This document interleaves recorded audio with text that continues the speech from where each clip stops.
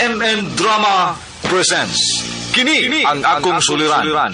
Sa bugtong tuyo nga kami makaalagad kaninyo, among gituyo pagmugna kining maong tulumanon nga pagatambagan nila ni Dr. ni Elaine Bathan nga mutabang sa pag-iway sa mga gumunhap ug kalibo nga inyong gihambin ilabi na sa punto legal. Kinisab si Dr. Rene Obra ang kaabag sa inyong suliran. Kini ang akong suliran. Kini ang akong suliran.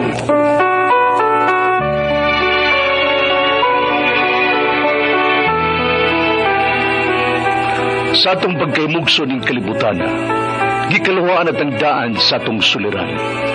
Ang suliran mo'y kabahin sa itong inadlang panginabuhian. Aba na doon ay suliran nga dili mo mapasan nga ikaw ra. Nagkinahanglan kag katabang aron sa pagsulbad ni ini. Nagkinahanglan kag kahayag na mo'y mulamdag sa imong unahuna. Ug tungod ni ini, natawag kini nga atong tulumanon nga naguluhan. Kini ang akong suliran. Kini ang akong suliran. Mga minugbong duwa nga matapos lang sa usa ka hugna, mga kinutlog gikan sa mga suwat sa mga minahal namong tigpaminaw. Busa kung aduna kamoy suliran nga naggumon karon sa inyong galamhan, suwata ka na ug ipadala ning atong tulumanon. Kini ang akong suliran. Aron kabuhatan ka na og duwa sa kahanginan ug pagatambagan sa mga bulawanong hunahuna. Kini ang akong suliran. Kini ang akong suliran.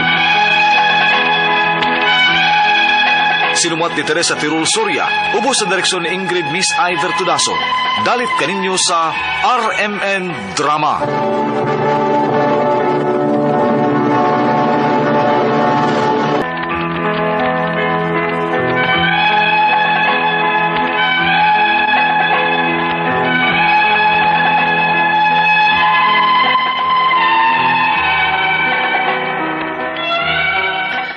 Mayong adlaw kaninyong tanan nga nagpaminaw karon, ning tulumanon kini ang akong suliran. Ilabi na kaninyo Dr. Rene Obra o Dr. ni Elaine Bathan.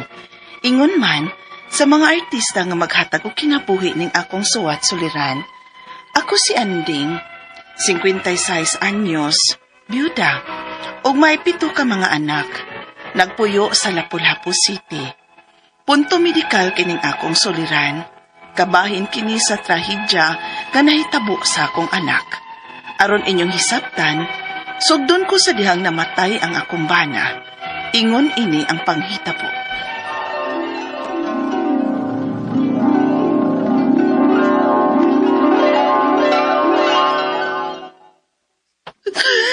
Aduh, nga nagibiyaan man pinimo. Magunsa naman lang miini sa imong mga anak karon. Ma? Ngaros papa, ma? Edwin, si papa ninyo. Ibiyaan na to ni papa ninyo. Ma? Ma! Ma!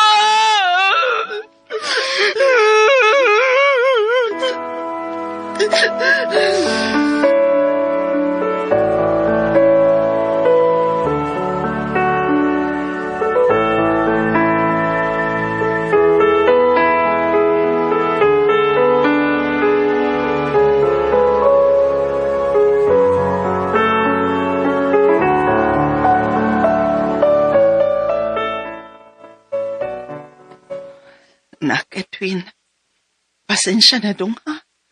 Murag makaundang git kasi imong pag-eskwela. Unsa ma? Pasensya na gyud nak. Pero maglisod gyud ta kung mapadayon ka. Ma?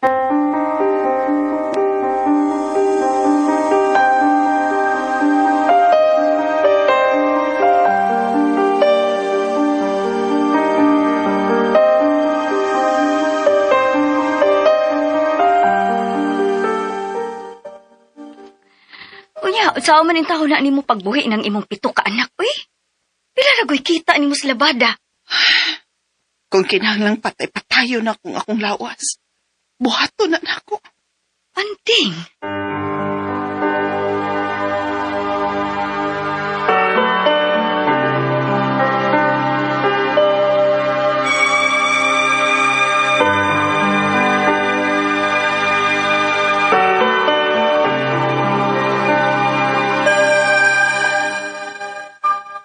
Ma, unsa ka kung manarbaho na lang ko?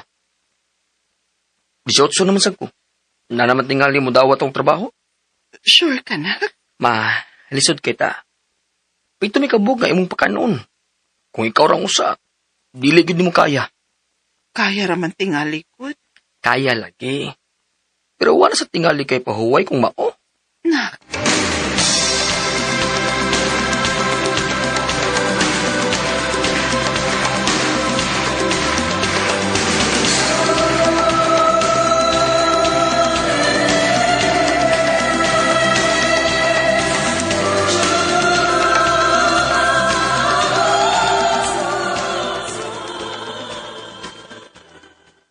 May na lang kay naa kay anak nga nakahuna-huna gyud og tabang sa inyong sitwasyon. ay, di gyud ba ya unta ko gusto. Unta, nag-eskwela pa siya unta hangtod. Pero tungod sa kapait sa kinabuhi, wa kay laing choice. Kinahanglan gyud kag tabang kay para nako no. Dili maayo nga patay-patayo nimo imong lawas. Labi na kay wa na ka magkabata.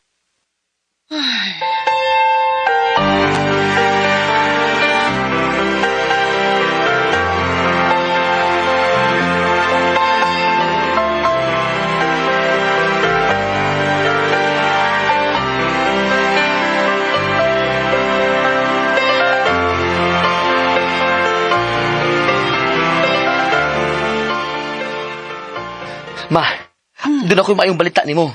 Unsa man na, nak? Nadawat akong trabaho, ma. Unsa man trabaho Internet service provider, ma. Kami mo imutaod sa mga kable nga magkinahanglan og internet. Mao ba do? Mm. Di may hinuon. Pero, di ba kuryente man na? O, ma. Uy, kun mao. Di ba na delikado? Dubling amping lang yun, ma. Ay, hinuon. Maong mag-amping ka gyud nak, ha?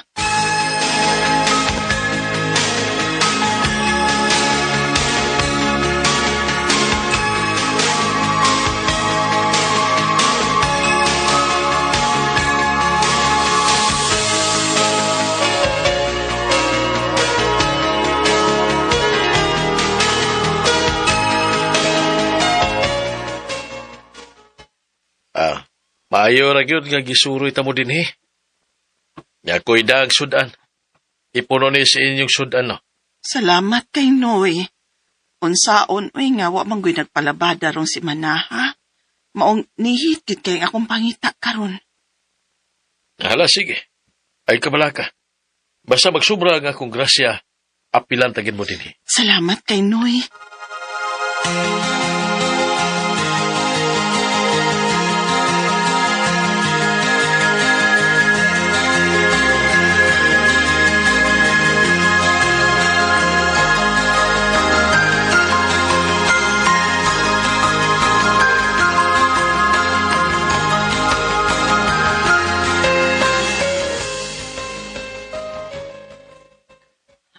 Asa man ka, nak? Mapagani pag-abot ni mo, nya mulakaw na sab ka? Ay, naku, rakit mo, eh. Ano gunpod-gud kung dili ako dawaton? Dong, wa naman kay pahuway, ana, uy. Kutob sana mo hagad ni mo, dawaton man day ni mo. Ma, ano gun man sad gud? Warta na gud na. O usa pa, grabe nga tong kalisod. Mong dili pwede nga magpatay-patay ta. Kinahanglan nga muliyok yun ta, ma. Tuod, ma. Niyang bayad sa tong kuryente o tubig, oh. Onya, para sa konsumo na to. Ay, nak, salamat kaayo. Salamat, kit kaayo.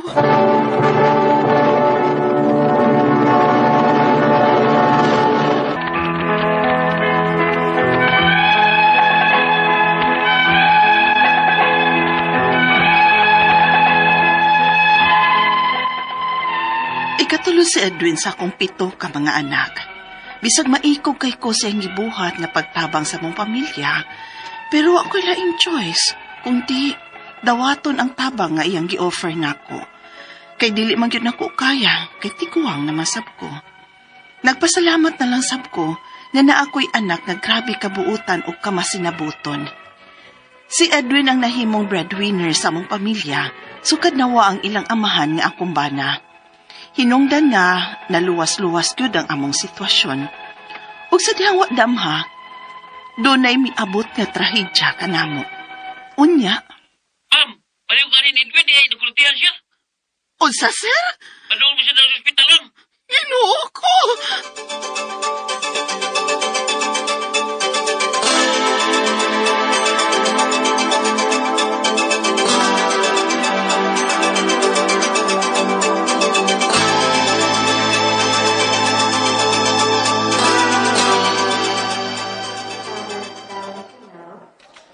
Ginoo ko, Edwin! Edwin, nak!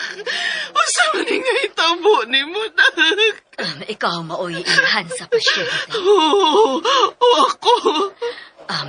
Mrs., sorry to say, pero kinahanglan yun natong putlon ang duha niya ka mga kamot. Tungod sa grabing pagkakuryente niya. Ginoo ko!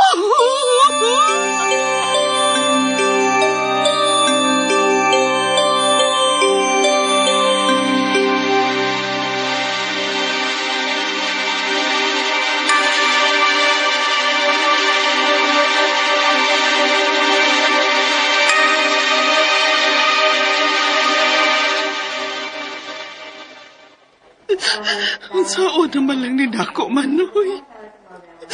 Si Edwin na maganay mo imutabang na kos pinansyal. Unya karon ingon inay pag inahitabo niya. Asa man ni taon mo kuhag pinansyal para siyang medical bills, Manoy. Ayaw ka balaka. Pangitaan ka nagpahag.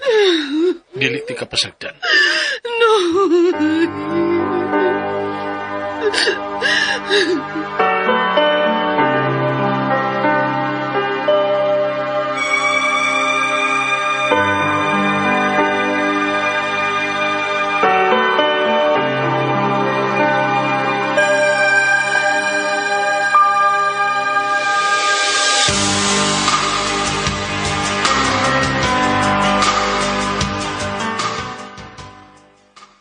Ma, Dong.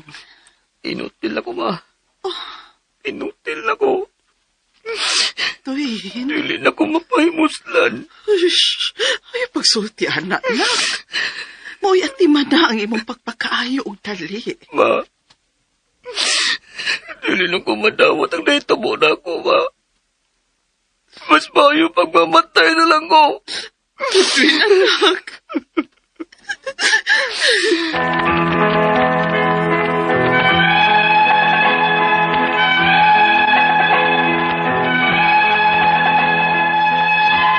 Sakit ka yung huna-hunaon ang nahitabo sa akong anak. Kung pwede pa lang, ako mo'y musaw sa kasakit nga iyang gibati karon. Ang ako mapangutana mo kining musunod. Unang pangutana, tinuod ba nga ang kasing-kasing gyud ang kasagarang maapektuhan kung makuryentihan ang usa ka tawo? Ikaduhang pangutana, human sa grabing pagkakuryente sa akong anak, unsa pa may pwedeng side effects nga moabot niya sa umaabot? Unsa pa man ka ang posible nga mga organs ang naapektuhan sa iyang pagkakuryente? Ikatulong pangutana, ingon sila nga doon na pagyud kunoy delayed electric shock symptoms. Tinuod ba? Kung tinuod man, unsa man sad? Madara ba og tambal? Ikaupat og katapusan, unsa man kadugayon nga magpabili ng epektos kuryente sa lawas? Unsa may angayang likayan sa akong anak? Palihog, tabangyog tambagi ko. Kini ang akong suliran, andin. Maayong adlaw mga suking tigpaminaw kini si Attorney Elaine Bathan. Kinisab si Dr. Rene Obra. Karong adlaw, kami gihapon ang mga boses sa kahanginan ug tingog sa kahanginan nga inyohang mapaminaw nga para makahatag ninyo og tambag ug tubag, no? Sa inyohang mga pangutana, mga problema, inyong mga aligot-got, inyong mga hinanaing kabahin sa punto legal, Og punto medical, psychological, emotional ug behavioral ug mga problema sa mga ginadiling drugas. ug naamoy problema, ipada ang inyong suwat sa suliran_612@yahoo.com. Or sa atong Facebook account, kini ang akong suliran, official writer's page. Pwede sad atong ipadala sa 3rd floor, Jose R. Martinez Building, Osmeña Boulevard, Cebu City. Yes.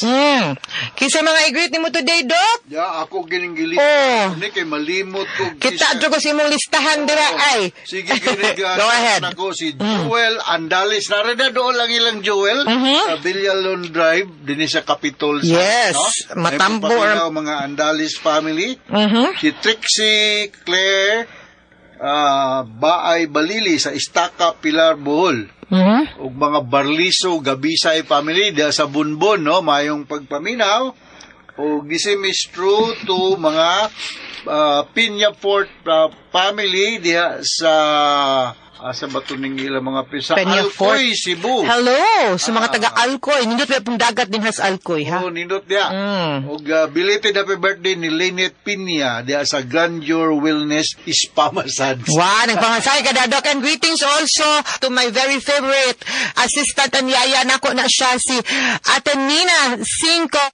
Sige silag paminaw, matag hapon, samtang nagsanitay. Kani si Dino mo gini, one of the most elegant nga couture nga tighimo na kung sanina, Doc.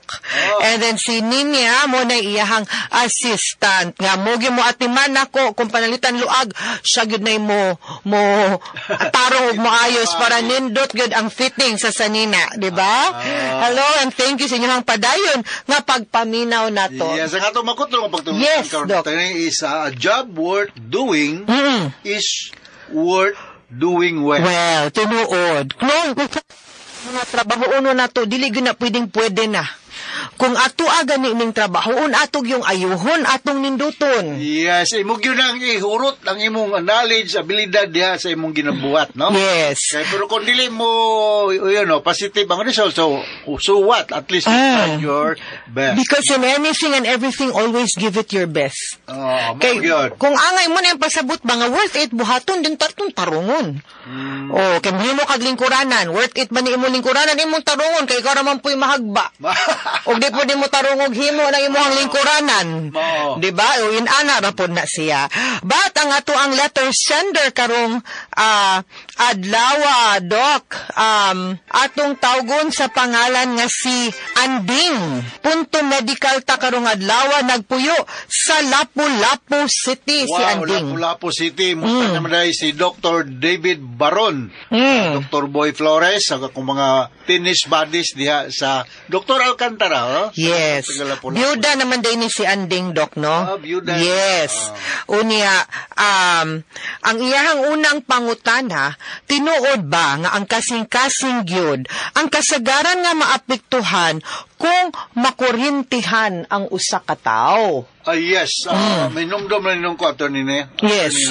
One of our pamaagi sa pagtambal sa mga psychiatric disorders sa hospital, especially those who are not compliant to oral medication, is among electroconvulsive therapy. Okay. Unsa na siya, Doc?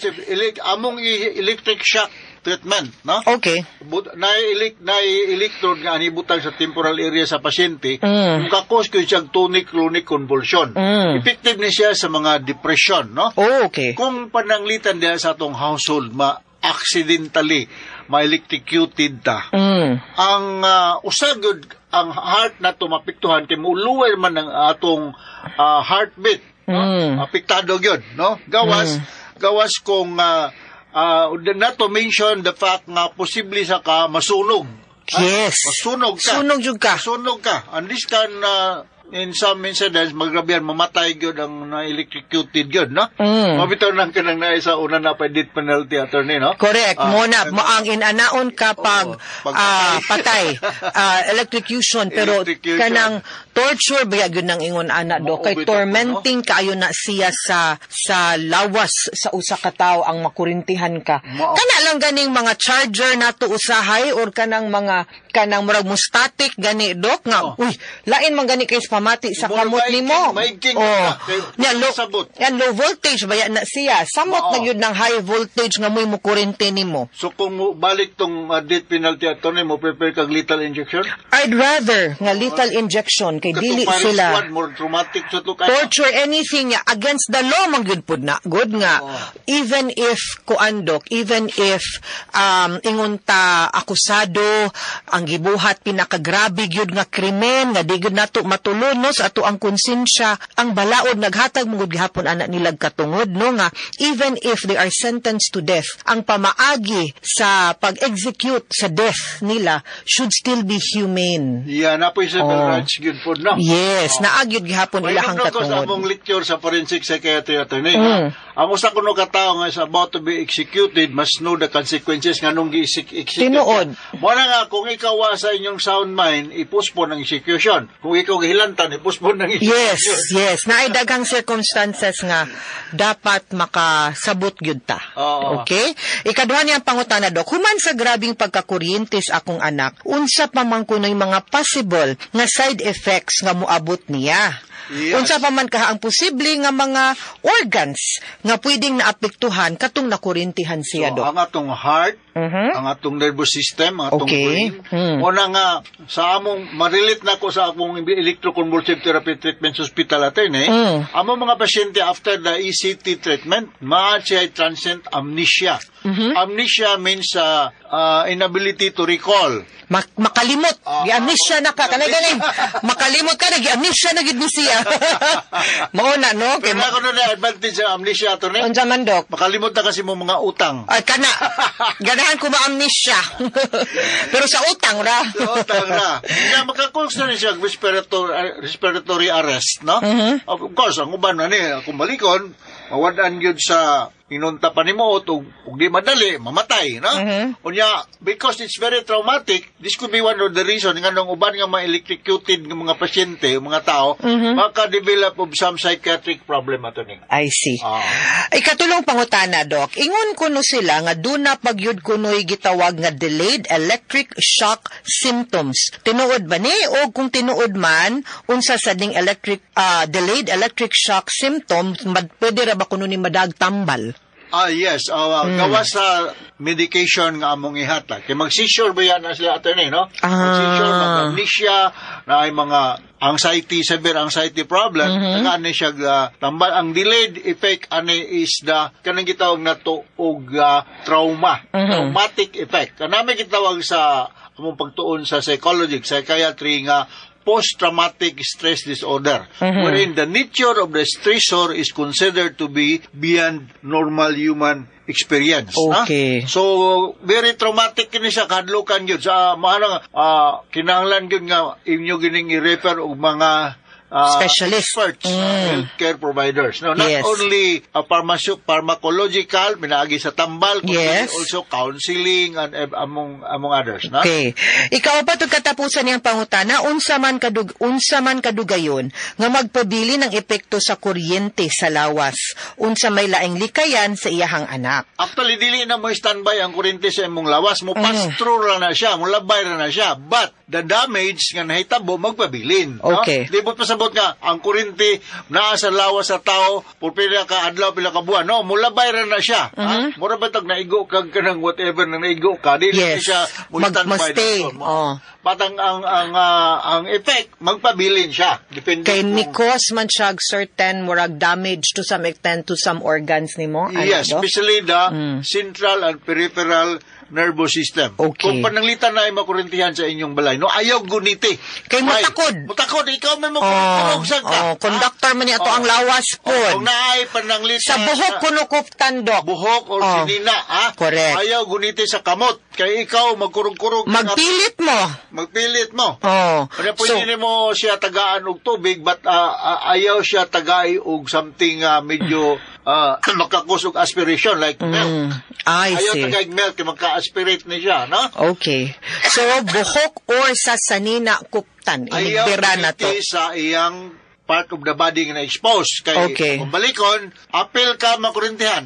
Yes. Kinahanglan nga mukuan gyud ka, magbantay gyud ka. Oh, and careful ta kanang mga wire, no? Di maginato kalikayan, di adaplin sa dalan, ato ang makitaan ay in town mo patakag kupot kay wa ta kabaw buhi or live wire na. Kanang sa mga balay di ta magdaginot ug kanang mga wire kay usahay na anay mga agi kinit-kitan usahay sa mga ilaga or nadaot na kay na expose na di ta magsigig agwantag butang og kanang rubber nga tape or maskig unsa lang nga electrical tape ato gyud nang ilisan. Yes. No? The first thing nga imong himuon kung naay makurintihan sa balay is to turn off the Yes.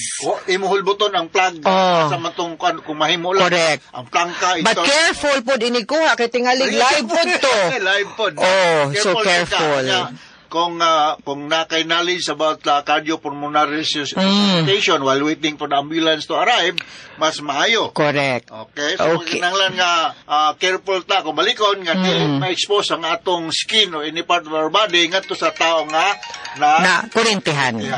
Mga suking tigpaminaw naputlo na pagtulunan karong adlaw. Kini si Attorney Elaine Bathan. kinisab si Dr. Rene Obra. Daghan kayong salamat sa inyong pagpaminaw sa atong tulumanon hangtod sa sunod nga sugilanon dinhigapon sa to ang programa Kini ang Akong Suliran. Pamula Baser sa Radio Mindanao Network Production Center, Radio mo nationwide tatak Arman. Yes. So daghan salamat. Maayong adlaw.